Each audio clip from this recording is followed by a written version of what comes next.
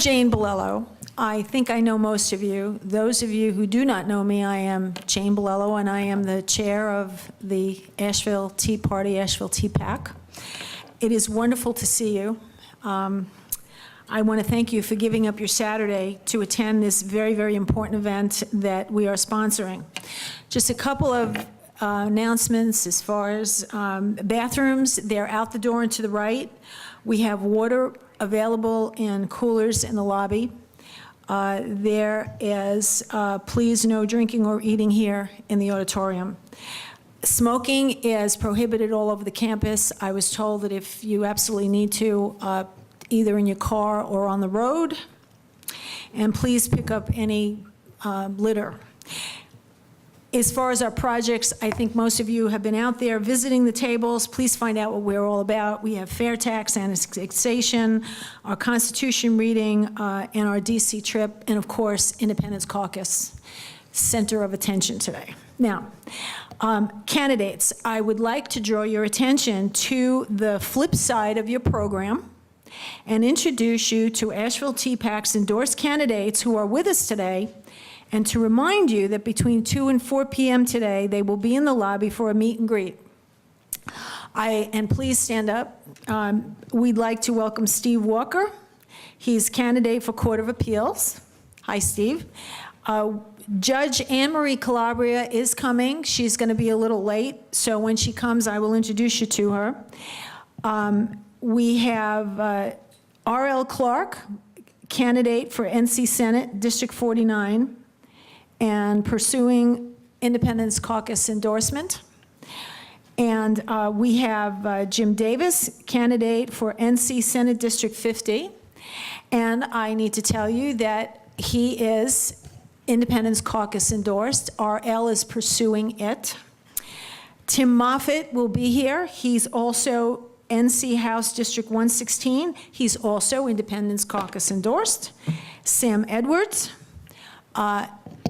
North Carolina House District 118 and Independence Caucus endorsed.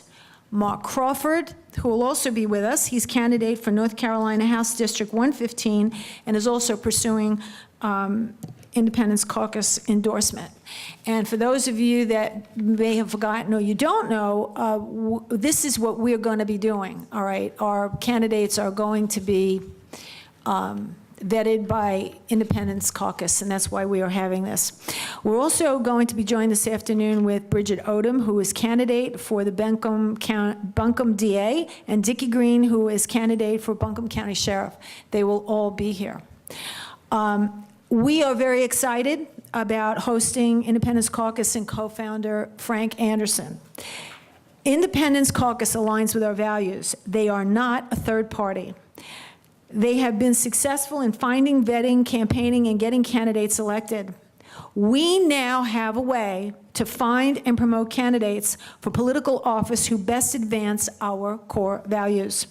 We now have a way of better assuring that those candidates who seek public office are not just delivering talking points and telling us what they think we want to hear. We no longer have to hold our noses to vote for the party hacks, the anointed ones, and the friends. It is ATPAC's hope that you will find today enlightening, and you will join us in our mission to finding true statesmen. And that's what we are all about. Now, who is Frank Anderson?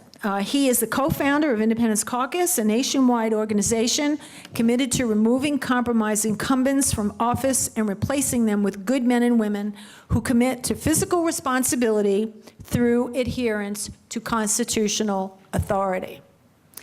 In 2008, Frank was a volunteer researcher and writer for the grassroots campaign of Jason Chaffetz, who is a Republican congressman from Utah, and he helped Chaffetz defeat 6-term compromise incumbent despite being outspent by more than 6-1. In 2010, Mr. Anderson and the Independence Caucus helped organize a successful grassroots effort to defeat 18-year incumbent Senator Bob Bennett, the chief Republican architect of the TARP bailouts. Frank has distilled his successful campaign experience and research into 2 presentations: What's Wrong with Washington and How to Fix It, and how to lose grassroots campaigns and how to win them.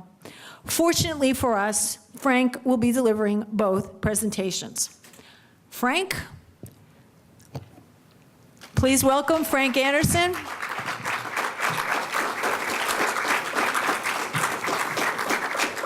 Thank you.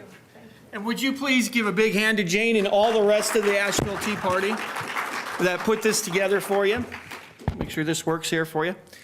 I am so grateful to be here, that you had me here. This is my first trip to the Carolinas. It's my first trip through the Smoky Mountains. They're beautiful. And I've been to almost all of the other 57 states. So I know whereof I speak. You know, after the election, I checked, and Obama was right. He's right on the number of states, because there's the 50 you guys think about right away, but then there's also the welfare state and the state of confusion and the state of disarray and all those other states he does. But it's been a very, very learning experience for me. I flew into Washington, D.C., and I found out that Delta stands for Don't Expect Your Luggage to Arrive. And then I also found out the rental car gave me a car with New York license plates, and I have found that if you drive through the back roads of Georgia from Greenville to up to Murphy, they will pull you over if you've got a rental car with New York plates. And in fact, I got a ticket for driving without a gun rack in my back window. But anyway, we made it up here. I'm loving this area. It's beautiful, and I'm glad you had me here. As Jane mentioned, in 2008, I was a volunteer for Jason Chaffetz. And Jason, he's never held political office before. His main claim to fame is he was a place kicker for BYU, and he did kick the winning field goal one year in the Holiday Bowl. That was about the only way people knew him. But after we got him elected, I want to tell you a little bit about him, what he's done in Congress in his freshman year. Those of you who may have heard the name before, it's probably one of the first things. He chose to buy a cot and sleep in his office rather than get a home in Washington. So if that's the guy that you remember him. And interestingly enough, that's the first thing, and that's all they would report on him for the first couple months. They just kept reporting on that. And then the first time he broke out of the news, right away, 3 days after they were sworn in and began this year's session, or the 2009 session, they give Washington, D.C. a seat in the House of Representatives. And as part of this bill, the deal they were proposing is we'll also give an extra seat to Utah. And of course, all of our Utah senators and our Utah congressmen all jumped on that idea and said, that's a great idea. And then Jason Chaffetz came in and said, I don't think so. That's not constitutional. And the fact that he opposed it put a sort of a dent and a crimp in their plans, and that bill died a slow death. It just basically faded away. So that was his first action. And of course, the rest of the senators and congressmen chastised him for not keeping Utah's interests at heart. But then they put him on the Government Oversight Committee. And on the Government Oversight, one of the things they do is they look at things like the Census Bureau. And he was on this committee for a couple days, and then he called up Glenn Beck, and he said, Glenn, he says, I don't know if you know this or not. I don't even know if you know who I am, but do you realize we're giving money to Acorn to work and run the census? And so he was the original whistleblower on Acorn, where that news got out. And then he then co-sponsored a bill in July of last year where he said, it's really weird, we're spending $12 billion to run the census, and we're hiring community organizations like Acorn, when we have a federal workforce that's already been thoroughly checked out, that actually goes to every home in America every single day of the year. It's called the post office. He says they happen to be short a couple $1 billion every year. Why don't we take that $12 billion? We could probably solve their problems for most of the decade and solve the census. It's a very good common sense approach. Solves a lot of problems. Next thing he did is when the budget came out, he would not vote for the budget. He's never voted for a single budget item in the entire 2 years he's been there, because each one of them is filled with earmarks. He will not vote for an earmark. He committed to that until the process is revised. And he also finds it immoral that if the previous year's budget was in deficit, to vote for anything that would increase spending. It makes no sense to him. And he stuck with that. Neil Cavuto had him on and said that we tried to prove you were a liar, Congressman, because we usually find that's the case. But I can tell you here, you're a man of your word. And we've got that little clip of Cavuto telling him that up on our website. We thought that was a pretty good endorsement. So after we got him elected, the volunteers working on his campaign, some of us looked around and said, well, what are we going to do now? And we thought, well, let's try and teach the things that Jason taught us, and let's go teach other people that, and that's why we formed Independence Caucus. So today, one of the things, basically here's what's going to happen in this program.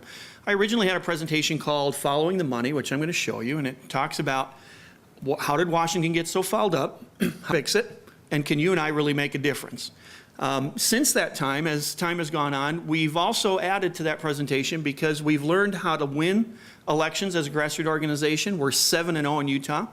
In the last 4 years, either as volunteers for Jason or as Independence Caucus, we've endorsed 7 candidates in Utah, and we're 7-0. We've never lost an election yet, including getting rid of Bob Bennett for you earlier this year from the Tea Party. But we've also learned how to lose elections, and I want to tell you a lot about that as grassroots, you know. And when I use the term grassroots or Tea Party, it's all interchangeable. Tea Party, 9/12, Campaign for Liberty, all the patriotic groups is what I'm talking about. I'll use those terms sort of interchangeably. So, could I get the screen up to my computer? Do I just need to do the function 8 at this point? There we go. Thank you. All right, and then later in the day, I understand that we'll be doing mock vetting to show you how the vetting process works, and we'll show you how this all works together.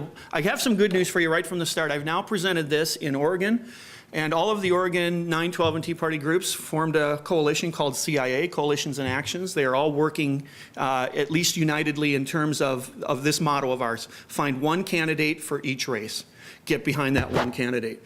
California has been doing it. In California, they've got 42 candidates they endorsed before the primary. We did get 22 of them through the primary up to the general election. We thought that was a good start there. And then here in the Carolinas, I've been in Myrtle Beach, South Carolina, Florence, South Carolina, and Greenville, South Carolina. Every single one of those groups, almost unanimous, people are joining in and starting to talk to each other about how they can work as various patriotic groups together. Because one of the things, and you'll see this throughout the day, one of the things we've set up when we set up the Independence Caucus system is it's designed as a vehicle to help various patriotic groups come together for the purpose of finding and vetting candidates, and that's all we do.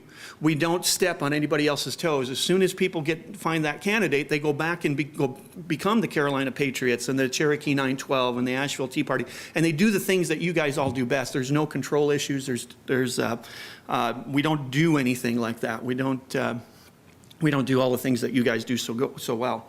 So without further ado, we'll start with how did Washington get so fouled up? In this first part, I promise you'll get a little depressed as you see the full scope of what's going on. However, I have come to the conclusion that it's impossible to truly explain and understand how best to fix the problems in Washington unless you know what the problems are.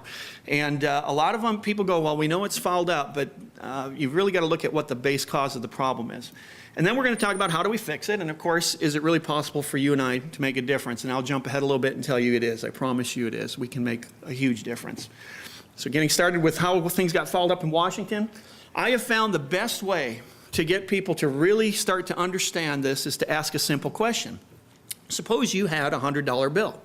And this $100 bill represented the money that you could give to candidates who best represented your interests, that you felt if this candidate became my representative, this candidate is going to represent me in Washington and is the best person that I could donate to.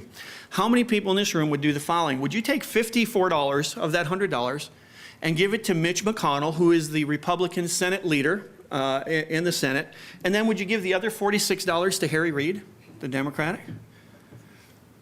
Okay, I've been doing this presentation for a little over 6 months now. I've never yet seen a hand go up. But what's really odd and what we can't really understand is that's exactly what American Express does when they gave $19,000 to Mitch McConnell. At the same time, they were giving $16,000 to Harry Reid. 54%, 46%. And you know, $35,000, I don't know, maybe that's just small change to them, but that seems pretty odd to me that they would divide up their contributions that way. Or if you had the same $100, how many of you would give $51 to the Republican Minority Whip Eric Cantor in the House and then give the other $49 to Chuck Schumer? Isn't that odd? Yet the Securities Industry and Financial Services Association did exactly that. They gave $24,000 to Eric Cantor. At the same time, they were giving $23,499 to Chuck Schumer. Almost even split. I don't know if you recognize these guys. That's Nancy Pelosi on your left and John Boehner on your right For some reason, Citigroup can't seem to tell the difference between those two.